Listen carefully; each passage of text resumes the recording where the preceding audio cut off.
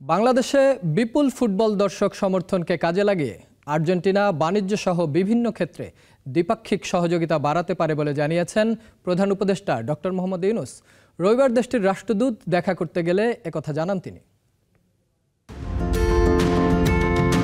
1867.25 point নিয়ে FIFA র্যাঙ্কিংয়ে সবার উপরে আর্জেন্টিনা, আর বাংলাদেশ আছে 185 নম্বরে।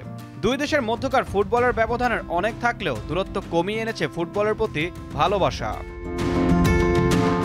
কাতার বিশ্বকাপে না খেলেও আলোচনায় ছিল বাংলাদেশ, সেটা এদেশের পাগলাটে সমর্থকদের জন্য।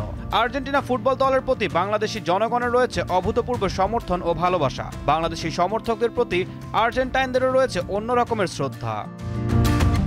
সেই শ্রদ্ধা থেকে এবার ফুটবলের পাশাপাশি দেশের বাণিজ্যিক ক্ষেত্রেও সম্পর্কের উন্নয়ন ঘটাতে চায় বাংলাদেশ সরকার। রবিবার আর্জেন্টিনার রাষ্ট্রদূত মার্সেলো সেসো রাষ্ট্রীয় অতিথি ভবন যমুনায় প্রধান উপদেষ্টার সাথে সাক্ষাৎ করতে গেলে এমন কথা জানানো হয়।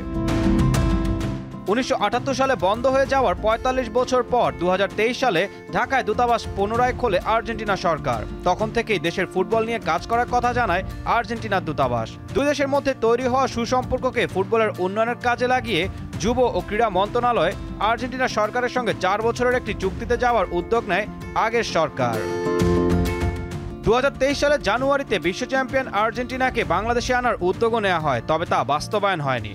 তার আগে এদেশের সমর্থকদের টানে 2011 সালে ঢাকার মাটিতে পা রেখেছিল লিওনেল মেসির আর্জেন্টিনা।